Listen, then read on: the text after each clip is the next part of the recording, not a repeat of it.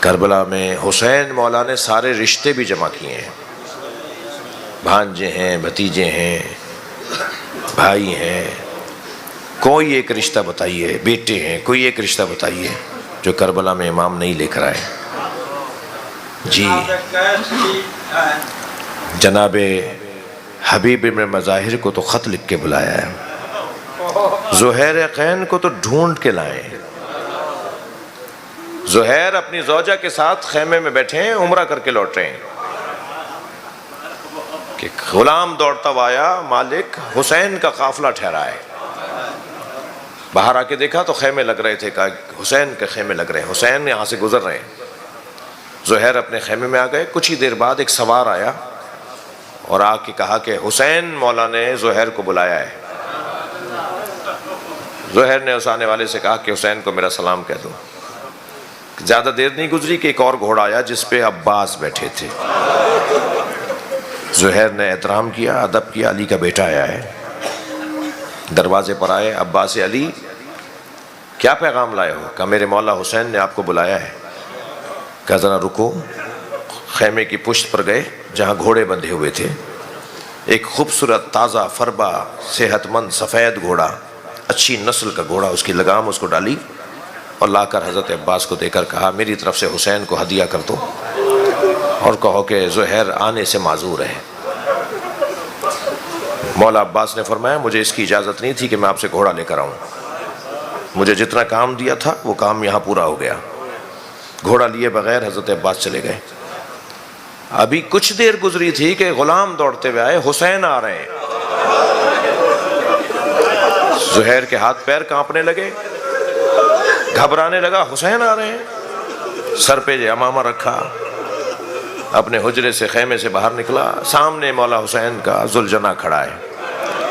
حسین گھوڑے سے اتر رہے ہیں، آگے بڑھ کر امام کے ہاتھوں کا بوسہ دیا۔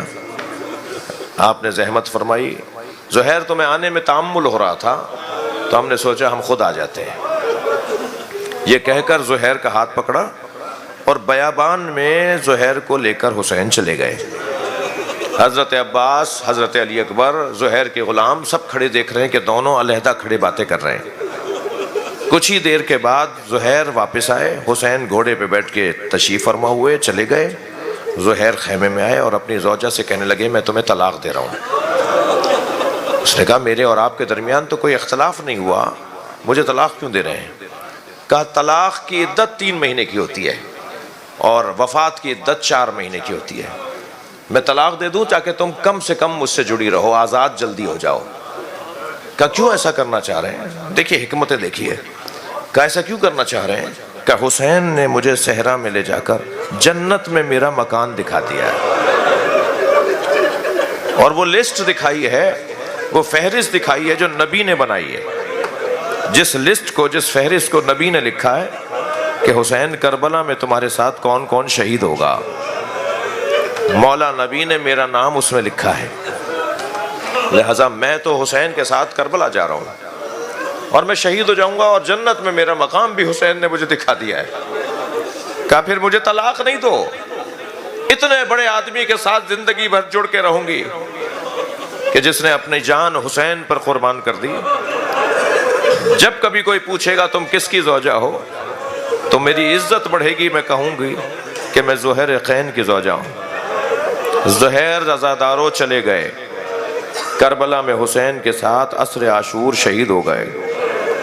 زوجہ زہیر دلہا نام بتایا گیا ہے، وہ اپنے خیمے میں ایک خیمہ لگائے ایک رستے پہ بیٹھی ہے اور اس انتظار میں ہے کہ کربلا کی خبر تو آئے کہ کربلا میں ہوا کیا ہے، اور اپنے غلاموں کو بھیجتی ہے کہ خبر لے کر آؤ۔ خبر نہیں آئی، یہاں تک کہ خبر آئی کہ حسین کو کربلا میں مار دیا۔ تو اپنے ایک غلام سے کہا کہ فلاں رستے پہ جا کے کھڑے ہو جاؤ، وہاں سے کٹے ہوئے سروں کو لے کے جا رہے ہیں، جا کے سروں میں دیکھنا تمہارے مالک کا سر بھی ہے، زہیر قین کا سر بھی ہے۔ یہ اپنے خیمے میں انتظار کر رہی ہے۔ غلام گھوڑا دوڑاتا ہوا واپس آیا، کہا مالکن میرا مولا بھی مارا گیا۔ ان کٹے ہوئے سروں میں ایک زہیر ابن قین کا بھی سر ہے۔ کہنے لگی بس یقین ہو گیا نا کہ زہیر مارے گئے، زہیر کی جو آرزو تھی، حسین کی جو خواہش تھی پوری ہو گئی، تو بس اب ایک میرا کام کر دے، میں تجھے اس کے انعام میں آزاد کر دوں گی۔ کہا وہ کیا کام ہے؟ خیمے میں گئی، ایک صندوق سے کفن لے کر آئی، کہنے لگی جا اپنے مالک کو کفن پہنا کر دفنا کر آ جا، جب تو دفنا کے آ جائے گا میں تجھے آزاد کر دوں گی۔ یہ غلام کفن لے کر گیا، مگر جب واپس آیا تو کفن ہاتھ میں تھا، کفن ہاتھ میں لیے کھڑا ہے۔ کہا تو نے اپنے مالک کو کفن نہیں دیا؟ کہا نہیں دیا۔ کہا میں تجھے آزاد نہیں کروں گی۔ کہا مجھے ساری زندگی غلام رکھیے، میں آزادی نہیں چاہتا۔ کہا تو نے کفن کیوں نہیں بنایا؟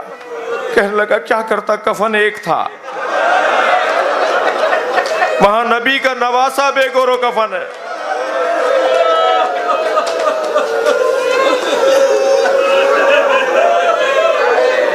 اجرکم اللہ، آوازیں بلند ہو گئیں۔